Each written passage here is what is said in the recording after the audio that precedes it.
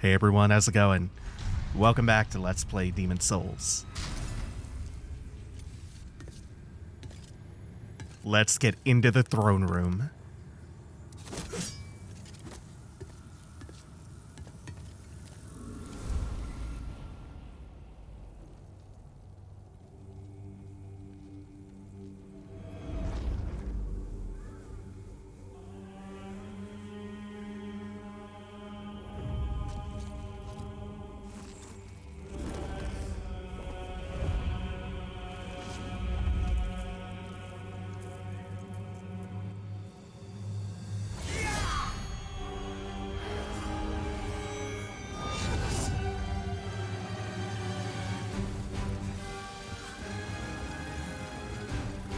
Oh my god, I really like what they did with False King's theme.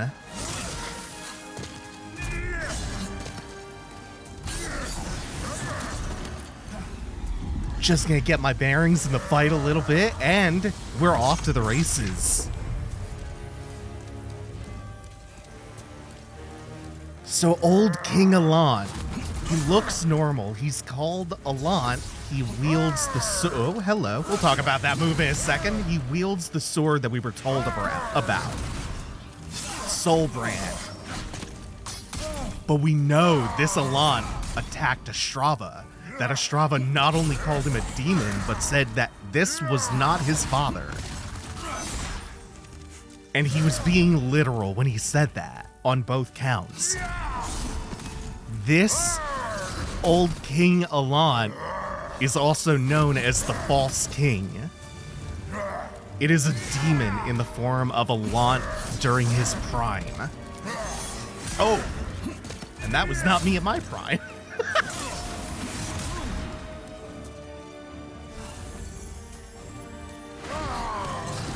Might need to dedicate just a tiny bit more focus to the fight, but oh man, I love the angelic almost wings of soul energy. God, he's got a great aesthetic.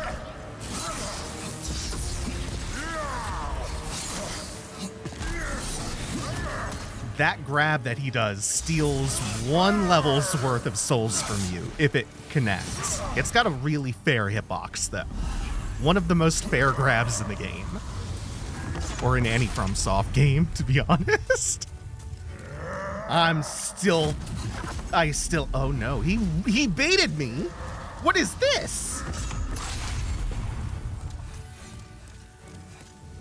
I've never seen him faint before. What the fuck? Do I just not remember him being able to do that? That's pretty cool, but that almost really got me in trouble. Okay, friend. So that grab, I was saying, I'm still flashing back to the the ogre, the mini boss near the beginning of Sekiro. With that disgusting grab. Allant's grab steals 1 level's worth of souls from you. Which, yes, that does de-level you as well.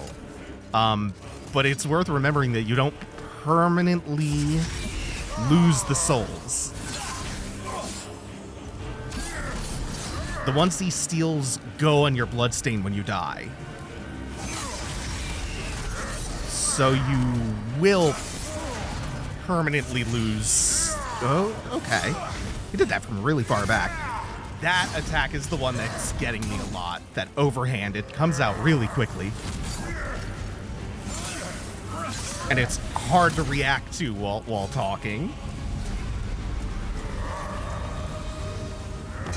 Should be good enough. Okay. Actually, you can also lose your souls if he grabs you, but you survive and then go on to beat him that fight. But then it probably won't make that much of a difference anyway. So, yeah, I did actually get the thought across that you will permanently lose them if you die again before you get the bloodstain, right?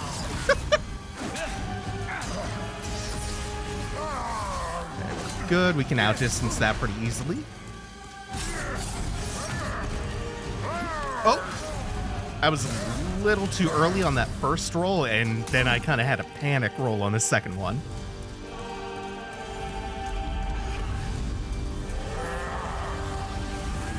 Was that too close? Oh! It didn't occur to me until I was midway through the animation.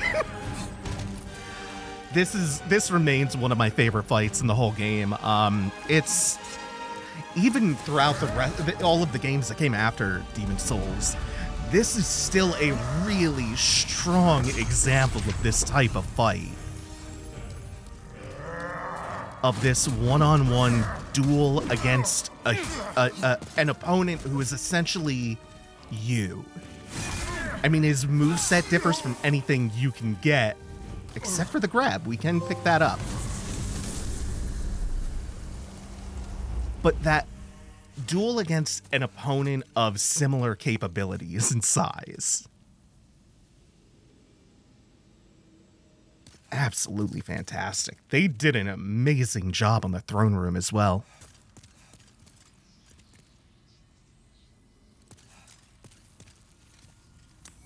How did you defeat my demonic reflection? How many souls might you have devoured, I wonder? The rest is up to the Old One. If it is to be, then you shall be beckoned.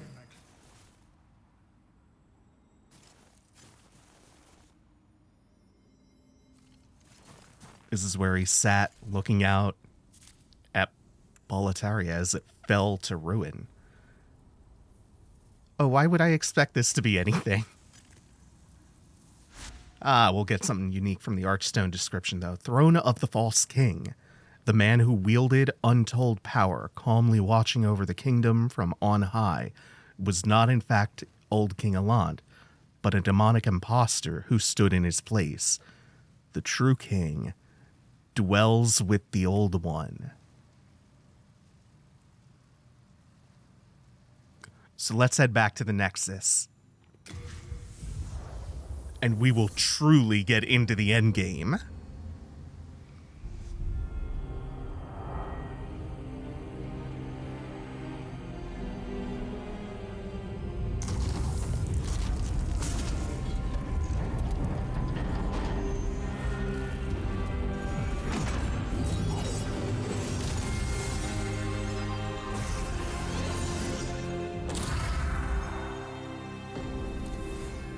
How about that? Now, we can go talk to the Maiden in Black and finish out the game. There is one more thing to do, though. You read the title.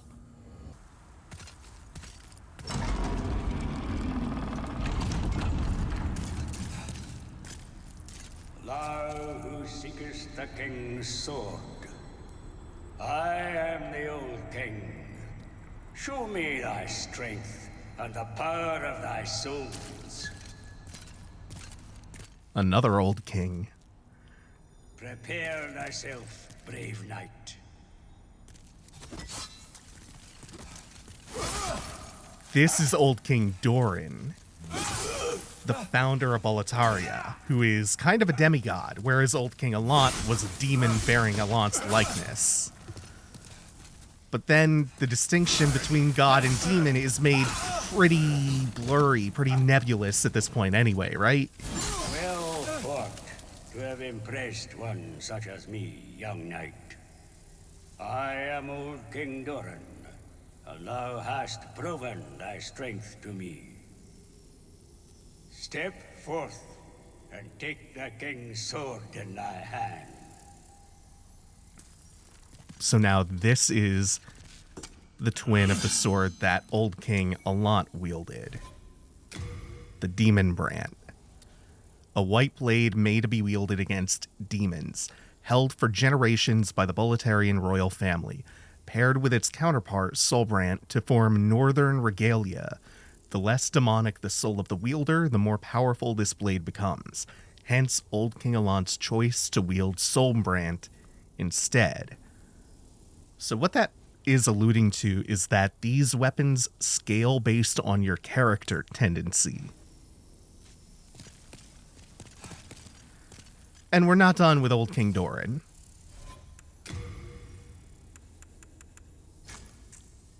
He is... he's neat. I just think he's neat. He is an immortal king entombed in the mausoleum, and Estrava gave us the key because he thought that Doran is the only person who could stop the demon in the throne room, the false king. And hey, if you backtrack here before fighting False King, you can get some useful rewards. It's just that Doran himself is quite tough. Not even in the sense of like him being difficult, although it's easy to struggle with him. He hits extremely hard and he's got a lot of health and he will heal himself. Like that. Aptly wielded is said to be the mark of a king. Prove thy worth. And so you can see why, even though you can fight him as early as your 7th boss in the game, talking about False King, 7th out of 16, he's still considered by most to be like the final boss, quote unquote. Plus, with Boletaria being the world where the story is most centered, and that being the climax of that world, and him being one of the most difficult fights in the game, as well as the like statistically the boss with the highest health, it makes sense that he's thought of that way. Doran doesn't really have any gimmicks to him. He is just a sponge who hits extremely hard, and you have to just do it perfectly. Oh, he's... Okay, he's awake now. He fell asleep for a second. Which makes sense. He's only really just being tickled.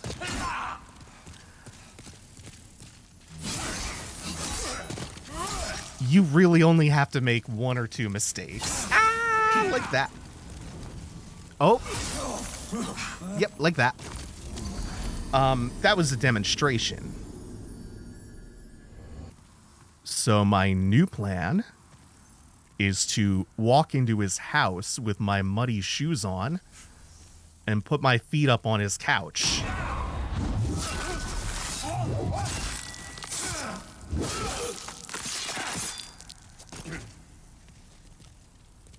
Get like 2 in.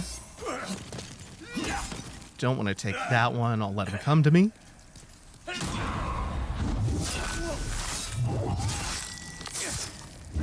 The next one is going to be the scary one.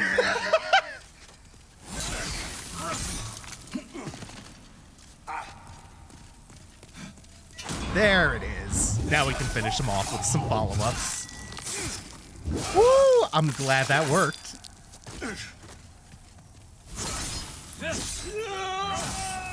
God, that's so much faster than doing it the other way. So we get his armor and the Eternal Warrior's Ring, which is what was giving him that green aura. You'll recognize that from other From games as the Stamina Regen aura. The hero Doran, guardian of the Boletarian royal family, lives in perpetuity as a demigod. Old bronze ring.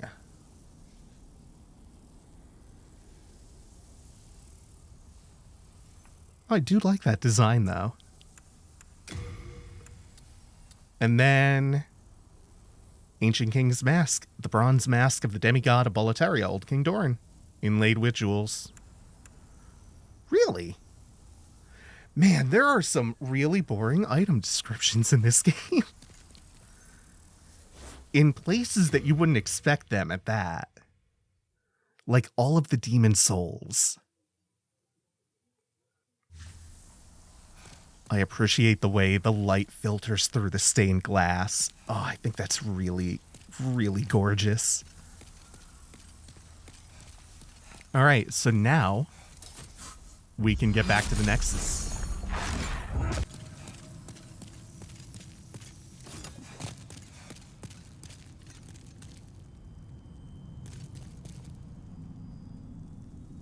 Hark, I hear a voice of yore. The Old One calls for thee. Let us proceed below to its lair.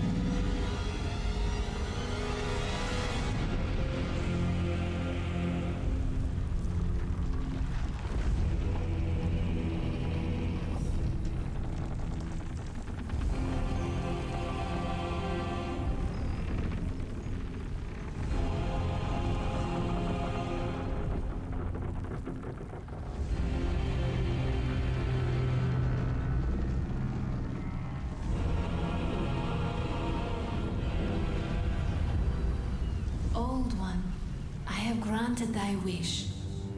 A new demon. Come now, be good.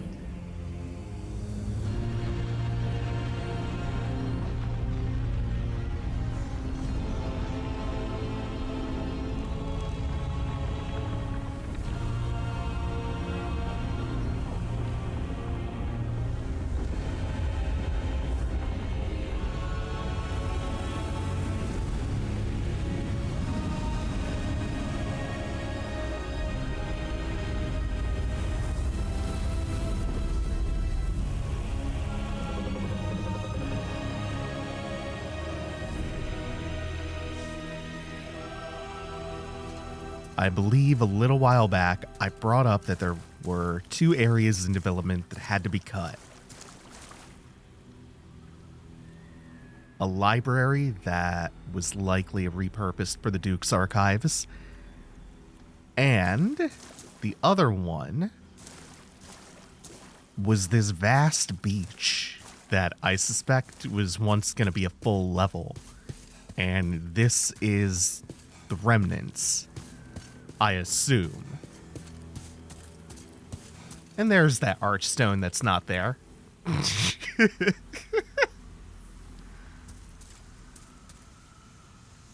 We even get a really nice look at that sword design. And that circular bit around the crossguard? I'm not sure.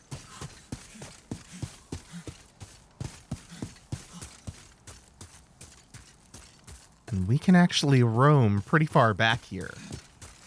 Kind of reminds me of the very end of the Ringed City.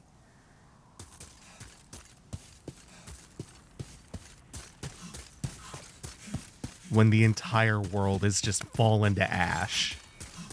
There is nothing left but entropy.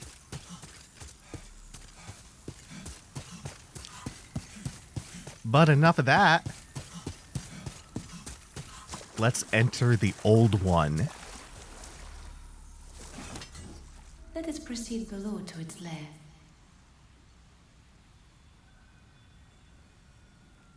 Let us proceed below.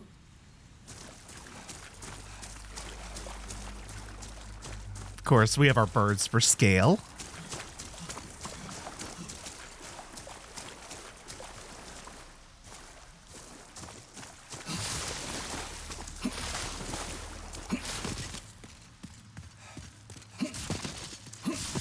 You have been chosen by the Old One. Will you seek the everlasting demon souls? Or has the monumental blinded you? Whatever your choice, you are our first visitor. May you be welcome here.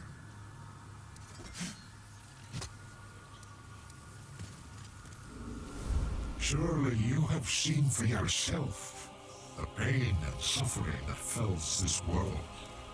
But God is merciful, and so created the Old One, a poison to the poison. The Old One will feed upon our souls and put an end to this tragedy. A poison to the poison.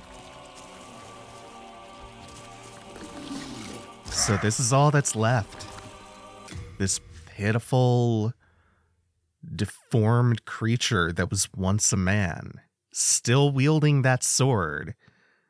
That sword that represents how he forfeited his humanity in the ultimate Faustian bargain. And this is what he has to show for all of his power at the end. A form that can't even defend itself.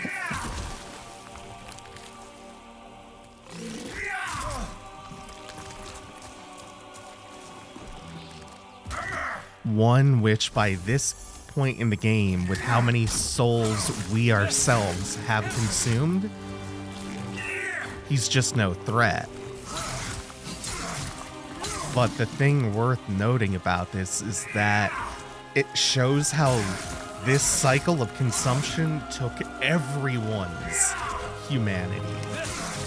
The victims of the demons and the ones who pursued their power.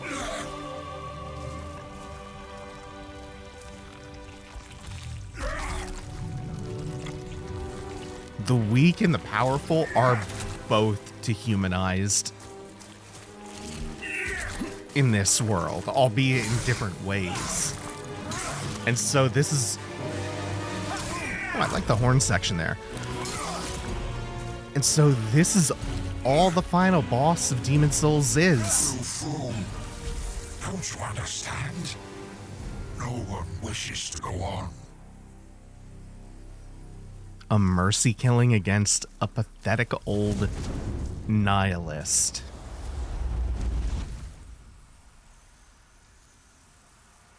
So we picked Demon Brand up from the Mausoleum. Now we finally have Sulprite. A blade that can cut the very soul held for generations by the Boletarian royal family, paired with its counterpart Demon Brand to form Northern Regalia. Since his coronation, the sword has never left King Alant's side. The closer the soul of the wielder is to a demon, the more powerful this blade becomes. No wonder it was chosen by old King Alant.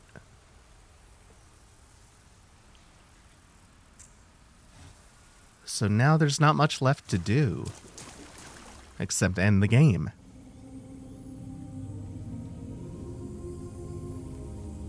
Thy work is done. Slayer of demons, go back above.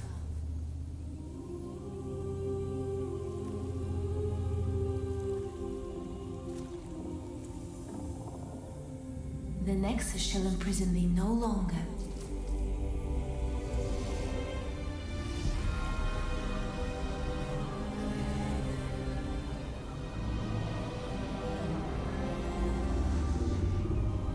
I shall lull the Old One back to slumber.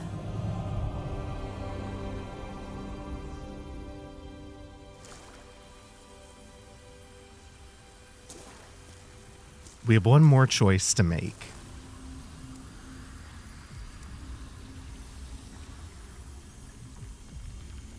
The Old One and I shall slumber evermore, as it should be.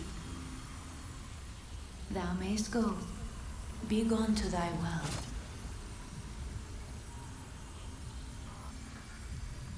The Old One, thou mayst go.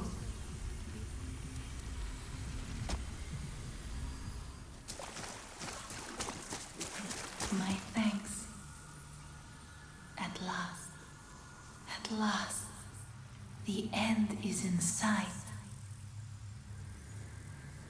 So we're going to do as she asks. Leave and let her lull the Old One back to slumber. Let the soul arts fade with them. And end the scourge.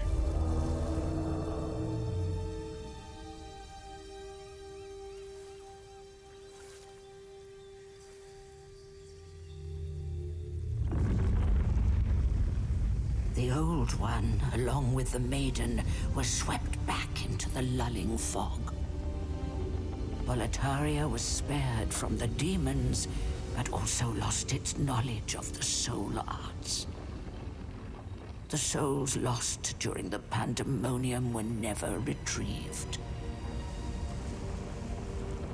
And today, the unstable world has another monumental to hold its fabric together.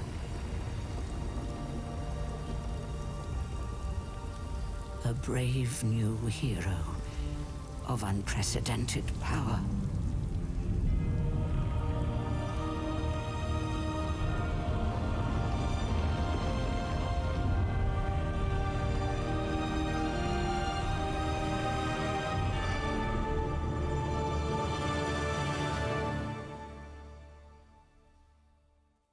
Okay, so if you will direct your attention to the upper right there, to the stained glass by the statue's head, you will see a goat head. The goat heads are some sort of internal joke at Blue Point, which they use as Easter eggs a lot. There's a bunch of hidden goat heads in Shadow of the Colossus, too. I've heard that there are 12 in the credits here. There's another one by the brazier on the left, and one above the cart. I've heard there's 12. There's an image UR gallery with a bunch of them. There's only 9 in there, and I have not heard. Oh, this one. On the left is the one I really care about. The cat. JPEG cat. JPEG cat made it back in. I told you JPEG cat was preserved, their legacy. This one is so hard to see because the credits come up right over it, but it's on the floor there.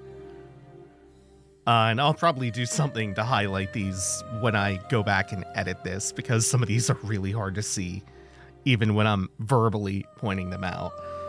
The goat head there is in the top right, and here in the Valley of Defilement, top left. Probably have to zoom in on that one because it's really hard to see. And I want to say that was the last one in False King's throne room. Oh, I'm so happy JPEG cat made it back in, though. It's such a cute way. Okay.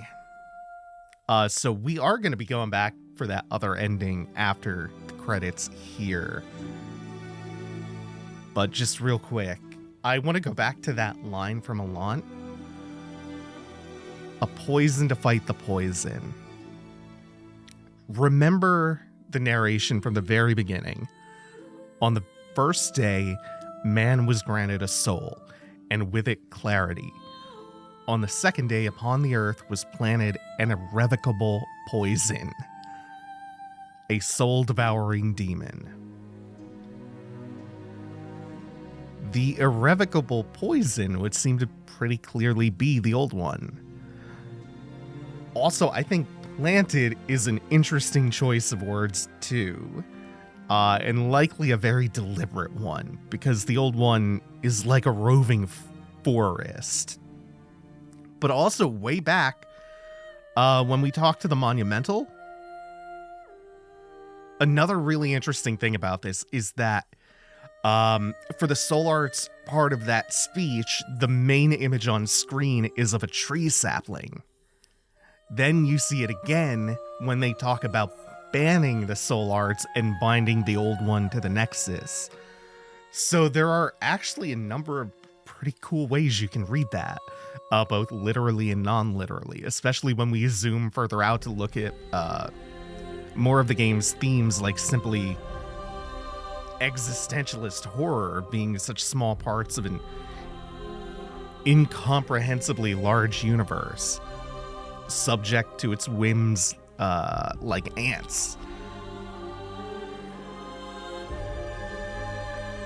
I like thinking about whether the poison is literally the old one, or if the poison is the temptation of unlimited power that would bring about the end of humanity. If the poison is the soul arts that would call the old one. when inevitably abused. When the monumental is narrating the cutscene, the image of the sapling transitions into that image of the old one and the Nexus as they're saying, until a lust for power awakened the old one. And in universe, we're told explicitly that a soul is what gives us clarity and makes us human, and that the old one devours souls. It strips humanity away. Again, the self-destructive, all-consuming nature of greed and domination.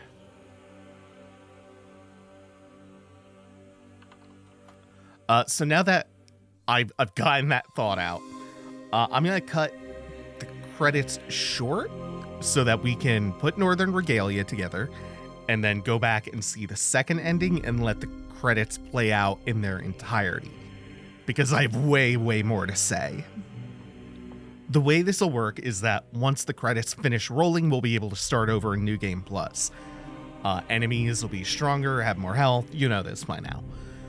All of our souls will carry over along with all of our gear, except for unique things like keys for the Prison of Hope. So we're going to be using the new soul to grab one of the final spells, then fuse the two swords, and again, get that other ending, and talk about where that leaves us. So see you in a second. And we'll just hop down here, see the blacksmith, take our demon brand and our soul brand, and a soul of the false king, of which we now have two, to form the Northern Regalia, the paired sword, old symbol of the old king of Boletaria. The shape of this blade unites both soul brand and demon brand as one. Even Boletarian royal family legend scarcely mentions its origins, but it's believed that a malicious force left it behind in this world, along with the old one. It's believed a malicious force left it behind along with the old one. Upon the earth was planted an irrevocable poison? A large curved sword made of crystal with an enormous crescent blade. Forged from the soul of the old hero demon, the rickety blade has become severely weathered with countless battles. The soul of the old hero, or searcher of storms, brings good fortune, and the wielder of the sword will be more likely to obtain items. We're just going to craft this real quick, since I'm going to be needing it for a trade later, for a ring.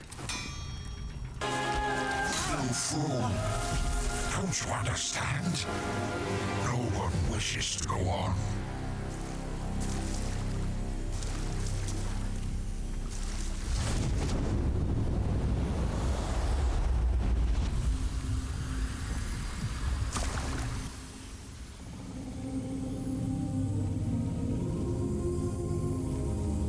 Thy work is done. Slayer of demons, go back above.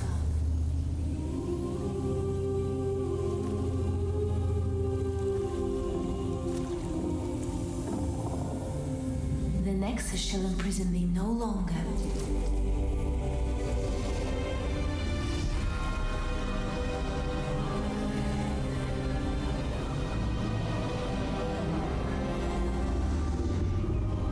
I shall lull the old one back to slumber.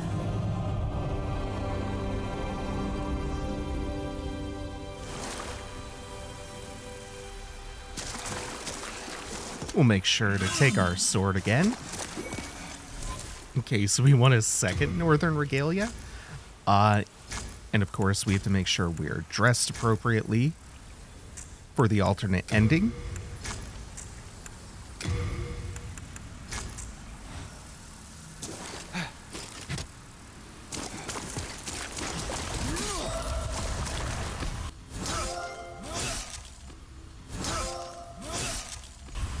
Sorry.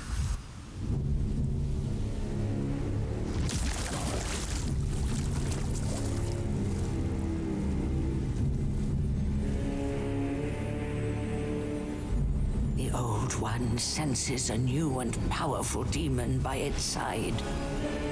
And before long, the world will be engulfed by the deep fog. Bring more souls.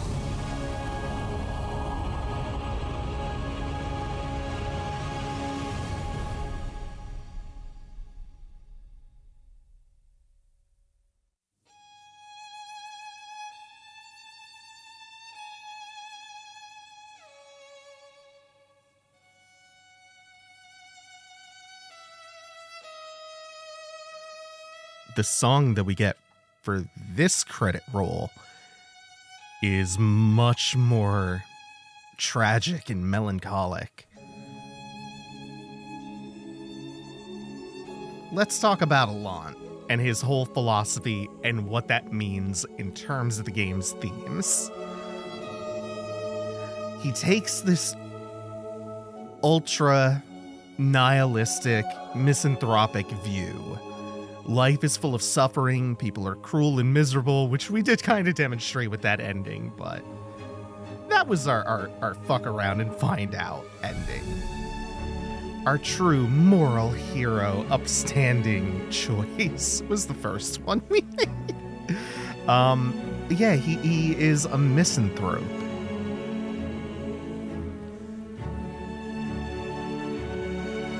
The world to him is this cold, uncaring wasteland that's approaching its end anyway. So the most merciful thing in his view that he could do is hurry things along.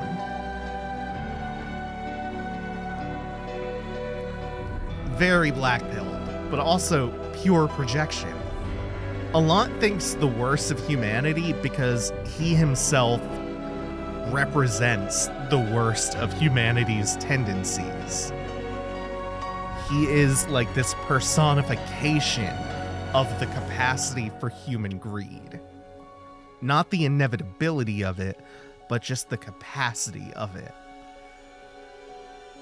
And Alon experiences this deep despair because allegedly he was once an empathetic, compassionate leader. And because he feels this deep well of despair, everyone else must too. Because again, it's projection.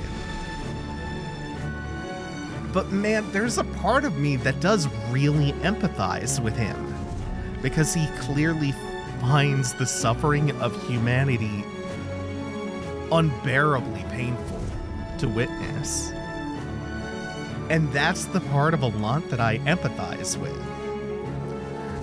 When I see someone, especially a friend or a loved one, suffering and I can't do anything, I feel that pain.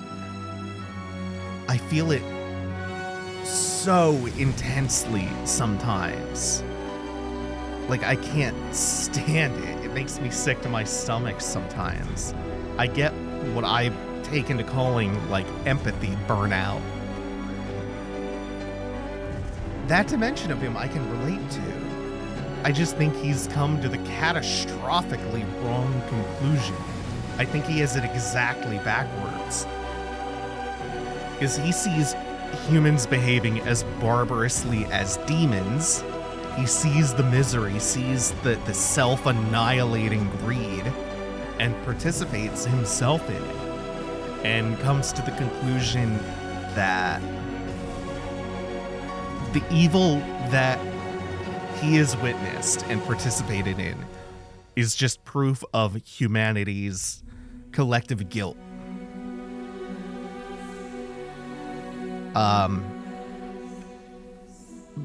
But I think that's putting the cart before the horse.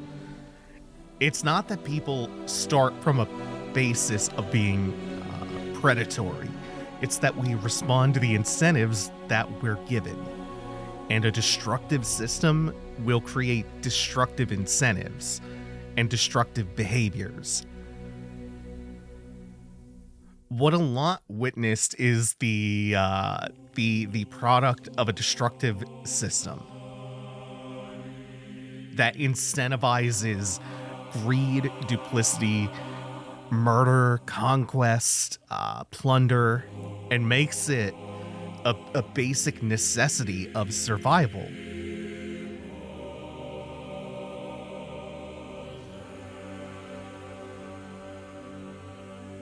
The world of Demon Souls is cold and governed by a system wherein you have no choice but to fight as ruthlessly as possible and guard whatever you can get jealously. If you don't have power, you're vulnerable to predation by demons and people who have consumed a lot of souls, so you in turn have to become a predator. That's the incentive structure that this world operates under. And so it produces cruelty at every step. Our world is governed largely by capitalism. You knew it was coming, which strips away common ownership of the land and forces us to compete against each other just to survive. To give this game and its story a little bit more context, Hidetaka Miyazaki is kind of a pessimist. He's quoted in an IGN interview as saying, I believe that the world is generally a wasteland that is not kind to us. And I can see that. We are squishy, frail animals who are at the mercy of a world that, try as we might, we are not the masters of. But we're squishy, frail animals who have survived and thrived on this planet for 300,000 years. Because we shared the land in common and cooperated. We lived by a sort of proto-communism, to be honest, governed by the ethos from each according to their ability to each according to their needs. I think the idea that human nature boils down to greed and competition and whatnot, I honestly think that's pure propaganda. I want to say more about this someday. This subject of human nature, because I've had to spend a lot of time thinking about this lately. And I'm a bit of a humanist, and I don't buy this. But for now, my brain has kind of fizzled on this thought train. So, just to wrap that tangent up, there's a phrase that I've been hearing recently that I really like. Be kind to people, be ruthless to systems. Now, beyond all these really cool themes and all of the ways that you can look at the narrative that the game has presented us with through its story and through its lore and through everything else that we've seen so far throughout this playthrough, beyond all that, there's so much more that I want to say because I love this game and there are a billion different dimensions through which I can appreciate it.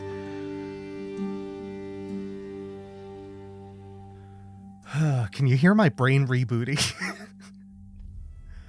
I hope I made it clear throughout this series why I think Demon Souls is so unique and special. And this was the first one. You can see why Souls became the thing that it did. Why it became so colossal. Because there was clearly a terrific foundation there. And Bluepoint did an outstanding job of updating that. They deserve a ton of credit for removing some of the barriers that made it a little bit harder to fully appreciate this classic. And they did so with a pretty light touch, which is all the more impressive. I will say that the new 8-way roll is going to make it a lot harder to go back to Dark Souls in a few months, since it's now the only one without it, aside from you know, the original deaths. Oh, that alone is probably my favorite change. Oh man, in photo mode. And look, between the time this Let's Play started and now, I've played with a lot more photo modes, and some of them are quite disappointing. Resident Evil Village and Devil May Cry 5. I'm talking to you. This is at least an A-tier photo mode. Neo 2's, I think that one might be S-tier, because you can place your own spotlights in advanced frame by frame. Returnal, now that has a photo mode, that one's pretty good. And there are some pretty cool things to take photos of in that. Anyway, this has been a terrific time. Thank you for joining me for this series. Thank you.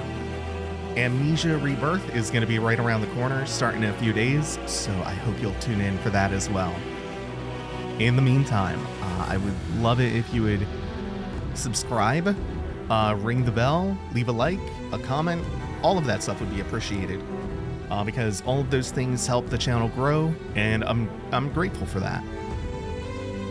Plus, I actually like the comments section of my videos. It's full of decent, kind people. I've managed to, I say this all the time, but it's something that I never want to take for granted, because I feel extremely lucky, given how toxic a lot of social media platforms are, especially YouTube. I feel grateful to have a community that I like. Also, if you're able to, please go to patreon.com/scribe. You'll find that link in the description along with a couple other relevant links. And subscribe there. Again, only if you're able. If you donate at least $5 a month, you will get a pleasant little haiku every month. And at $10 and up, you can join this illustrious list of fine folks, which includes Cinderland Ackerblom, Victor T, Moody, Sad Salad Dressing. I hope you become Happy Salad Dressing, and that I didn't already make this joke once before. Evan, Kyle, Absinthe Miasma, Brenton Buchanan, Chris Mixner Croft, Cleric Beastie, Ditlutz, Glenn Mullen, Jean, Maddie Hansen, Not a Tick with Wi-Fi, Sabella Fionlag, Wolfman 500, Cracky, Sam, and, last but not least, fellow David Aniver. Thank you all for watching. Take it easy. Have a good one, y'all. Soul of the lost withdrawn from its vessels. Let strength be granted so the world might be mended.